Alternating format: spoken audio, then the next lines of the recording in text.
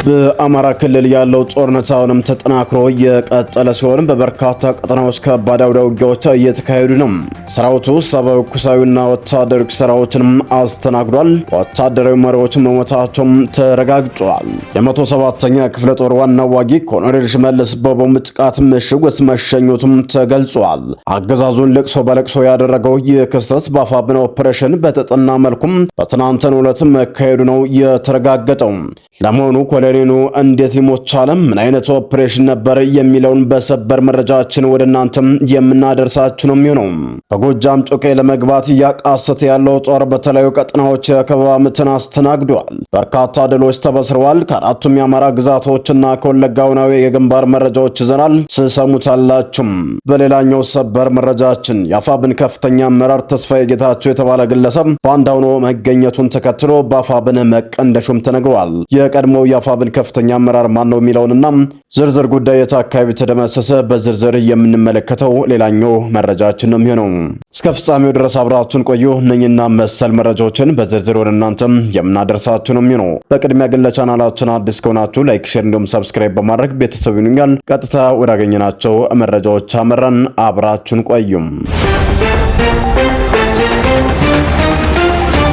በቅድሚያም አፋብኃ ቴዎድሮስ ሰራዊት በጎጃም በርካታ ቀጠናዎችን ባካሄደው የተቀናጀ ማጥቃት በአገዛዙ ከፍተኛ ወታደራዊ ሰብአዊ ኪሳራ ማድረሱን አስታወቀም። በአማራ ክልል እየተካሄደ ያለው የህልውና የነጻነት ተጋድሎ በተለያዩ ግንባሮች ከፍተኛ ወታደራዊ ድል የበላይነት መቀጠሉም ተገልጿል። አፋብኃን በንስር የሚንቀሳቀሱት የወሎ ቤተ አማራ ሚኒሊክ ዕዝ የሸዋ ጠቅላይ ግዛት አሳምነው ዕዝ ባካሄዷቸው የተቀናጁና ስልታዊ ጥቃቶች በአገዛዝ ሰራዊትና ተላላኪዎች ላይ ከፍተኛ ሰብአዊና ቁሳዊ ኪሳራ ማድረሳቸውም ተረጋግጧል።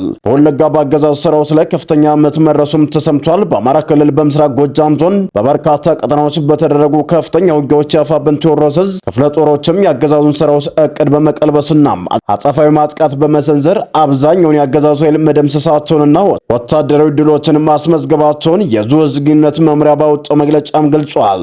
እንደዙ መግለጫ ገለጻ ከሌሊቱ 11 ሰዓት ጀምሮ የ206ኛ ኮር 34ኛ ክፍለ ጦር በባሶ ሊበን ወረዳ በሚገኘው የኮርክ ከተማ መሽጎ በነበረው የአገዛዙ ኃይል ላይ ባካሄደው ፈጣንና ያልተጠበቀ ማጥቃት ከተማዋን ሙሉ በሙሉ በቁጥጥሩ ስር መዋልም ችሏል። በዚህ አጸፋዊ እርምጃ ከ35 በላይ የአድማ ብተና አባላት፣ 15 ሚኒሻዎች፣ አንድ ሻለቃ አዛዥና 2 የሻምበል መሪዎች መሞታቸውም ተገልጿል። በተጨማሪም ክፍለ ጦሩ 5 የክላሽንኮቭ ጠመንጃ፣ በርካታ የጥይት ሳጥኖች፣ ወታደራዊ ቦርሳዎችንና ልዩ ልዩ ቁሳቁሶችን በመማረክ ወታደራዊ የበላይነቱን አረጋግጧል። በተጨማሪም የኮር ከተማን ውጊያን ለመደገፍ ከጁቤ ከተማ በሁለት የፌስታር ተሽከርካሪዎች ተጭኖ በመንቀሳቀስ ላይ በነበረው የመከላከያ ሰራዊት ላይ 34ኛ ጦር አባላት ባደረሱት ተጨማሪ ድብቅ ጥቃትም ተሽከርካሪዎቹ ከጥቅም ውጭ እንዲሆኑም ተደርጓል ተብሏል። በዚሁ ጥቃት ሻምበል አዛዡን ጨምሮ የነበረውን የሰራዊት አባል ሙሉ በሙሉ ለሞት የተዳረገ ሲሆን በአካባቢው የደረሰው ሰብአዊ ኪሳራ ከፍተኛ በመሆኑ የጁቤ ሆስፒታል በቁስለኞች መጨናነቁም ተሰምቷል። በሌሎች ቀጠናዎችም ውጊያው በተመሳሳይ መልኩ ተቀጣጥሎ እንደሚገኝም ተገልጿል። በጮቄ ቀጠና የአንደኛ ኮር 54ኛ ክፍለ ጦር የመዝገቡ ዋላልኝ ሻለቃና የአንደኛ ኮር 99ኛ ክፍለ ጦር ኢንጂነር ክበር ተመስገን ሻለቃ ተቀናጅተው የአገዛዙን ኃይል በመመከት ላይ ይገኛሉ። የ206ኛ ኮር 4ኛ ክፍለ ጦርና የስናን አባጅሜ ሻለቃ ከደጋሰኝ ደብረ ማርቆስና ረቡ ገበያ ከተሰባሰበውና ሜካናይዝ ድጋፍ ካለው የአገዛዙ ኃይል ጋር እጅ በእጅ የጨበጣ ውጊያዎችም ተካሂደዋል። በደንበጫ ገሊላ፣ ድጓ ጽዮንና አልማ በርካታ ጀነራሎችና ኮሎኔሎች የሚመሩት የአገዛዙ ኃይል ቢሰማራም ከስናን ወደ መስታየትና ጮቄ በሚንቀሳቀሱበት ወቅት ከፍተኛ የሰውና የቁሳዊ ኪሳራም አስተናግደዋል። አገዛዙ የፋኖን የማጥቃት እቅድ መቋቋም ባለመቻሉ ከዙ 23 ከመድፍና ድሮን ያሉ ከባድ መሳሪያዎችን በመጠቀም ንጹሃን ዜጎች ላይ ድብደባ እያካሄደ እንደሚገኝም አመላክቷል። አገዛዙ በሚተኩሰው ከባድ መሳሪያ የንጹሃን አማራዎች ሕይወት እያለፈም ይገኛል ተብሏል። ዓለም አቀፉ ማህበረሰብ በዚህ ህዝብ ላይ እየደረሰ ያለውን እልቂትና የሰብአዊ መብት ጥሰት ትኩረት ሰጥቶ ሊመለከተው ይገባል ሲሉም ጥሪውን አስተላልፈዋል። በአሁኑ ወቅትም በሁሉም የቀጠናው አካባቢዎች ውጊያዎች በከፍተኛ ሁኔታ ቀጥለዋል። በወለጋ ቢዛሞ ዕዝ አይሻ ሳይድ ስር የሚንቀሳቀሰው አንገርጎትን ክፍለ ጦሮች የድቾ መብረቅ ሻለቃ ዛሬ ሐምሌ 13 ቀን 2018 ዓ.ም ከጠዋቱ 2 ሰዓት ላይ ወታደራዊ ጥበብ በተሞላበት የደፈጣ ውጊያም አካሂዷል። የአገዛዙ ሰራዊት በምስራቅ ወለጋ ዞን ጊዳያና ወረዳ ዶሮ በራ በተባለች ቦታ በመነሳት ወደ ድቾ ተራራ ለደፈጣ እንቅስቃሴ እንቅስቃሴ እያደረገ ባለበት ወቅት ነው ቀድሞ ስትራቴጂ ቦታዎችን የተቆጣጠረው መብረቅ ሻለቃ አንድ በደረሰበት ፈጣን ምት በሰራዊቱ ላይ ከፍተኛ ሞትና ቁሳዊ ኪሳራም አስተናግዷል። ከተሰነዘረበት ምት የተነሳ የአገዛዙ ሰራዊት ተበትኖ ለማምለጥ ሲሞክር የሰራዊት አባላቱ ከነሙሉ ትጥቃቸው እጅ ከፍንጅም ተማርከዋል። በዚሁ ምስራቅ ወለጋ ጉቶ ጊዳ ወረዳ ሚጢ ቀበሌ ዘመን ወርቆ የተባለ የአገዛዙ መረጃ ሰብሳቢና ካሬ ላይ በሶስት አለቃ የቀኝ በወደን አማካኝነት የማያዳግም እርምጃ መወሰዱ ተገልጿል።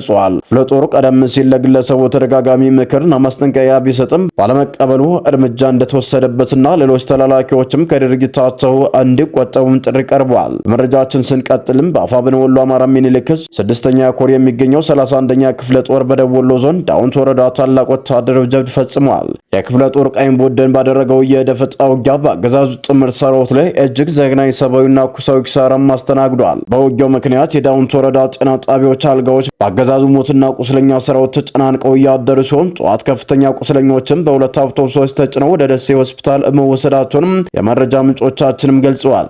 በሌላ በኩል በሸዋ ጠቅላይ ግዛት አሳምነው ዕዝ አጼ ዘርዓ ያዕቆብ ኮር ነጎድጓድ ክፍለ ጦር ውስጥ የውስጥ ደህንነት ቡድን በደብረ ብርሃን ከተማ መሃል አደባባይ ላይ ልዩ እርምጃ መውሰዳቸውን አስታውቀዋል። እርምጃው የተወሰደው ቀደም ሲል የፋኖን ትግል ከርቶ በመውጣት ፋኖን በማስከበብና አሳልፎ በመስጠት እንዲሁም በአካባቢው ህብረተሰብ ሰላምና ደህንነት ላይ ከፍተኛ ስጋት በነበረው ግለሰብ ላይ ነው እርምጃም የተወሰደበትም።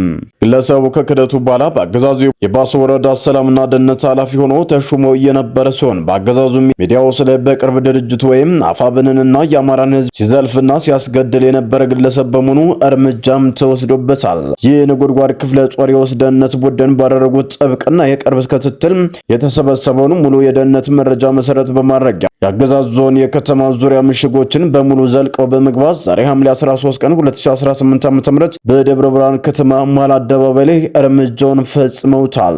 ይህንን መብረቃዊ እርምጃ ተከትሎ በደብረ ብርሃን ከተማ በሚገኙ የአገዛዙ አመራሮች፣ የደህንነት አባላትና ከፋኖ ትግል ያፈነገጡ ኃይሎች ቤት ውስጥ ከፍተኛ ፍርሃትና ውጥረት መንገሱን ከስፍራው የተገኘው መረጃም አመላክቷል።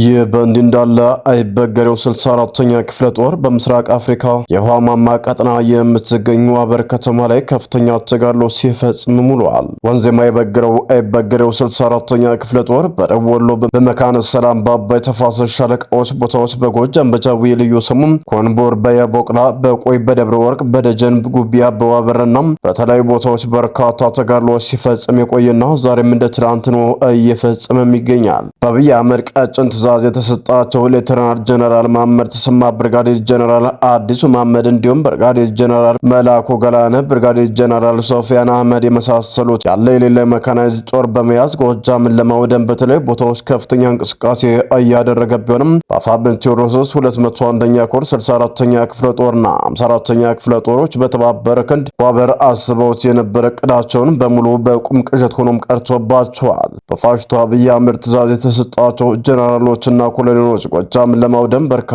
መድፎች ዙ 23ና በሞርተር በቁጥር መግለጽ የማንችላቸው ድሽቃዎች፣ ብሬኖችና ስናይፐሮችን የመሳሰሉ ከባድ መሳሪያዎችን በመያዝ የምስራቅ አፍሪካ የውሃ ማማ የሆነውን ጮቄ ተራራን ለመያዝ ከደጓ ጽዮን ወደ ዋበር ጮቄ ተራራማ ደጋማ ቦታዎችን የተንቀሳቀሰ ቢሆንም ይህንን መረጃ ቀድሞ የደረሳቸው የደጃዝማች በላይ ዘለቀ ልጆች 64ኛ ክፍለ ጦር ከ54ኛ ክፍለ ጦር ጋር በመቀናጀት የጮቄው ደጋማ ክፍል የሆነችው ዋበር ከተማን ሐምሌ 12 ቀን 2018 ዓ.ም ለአገዛዙ ሳያስደፍሩ ውለዋል። የደጃዝማች በላይ ዘለቀ ልጆች በዋበር ከተማ መምጣታቸውን የሰሙ የአገዛዙ ግሬሳ ስራዎች ከድጓ ጽዮን ወደ ዋበር የመድፍና ከባድ መሳሪያ ቅንቦላዎችም ሲያስወነጭፉ ውለዋል። ሰላም ጤና ይስጥልን። የተወደዳችሁና የተከበራችሁ የሚዲያችን ቤተሰቦች ለሰዓቱ የነበሩን መረጃዎች እንደዚህን ይመስሉ ነበር። በሌላ በተጠናከረ መረጃዎች እስከምንገናኝ በያላችሁበት ሰላም ቆዩልን።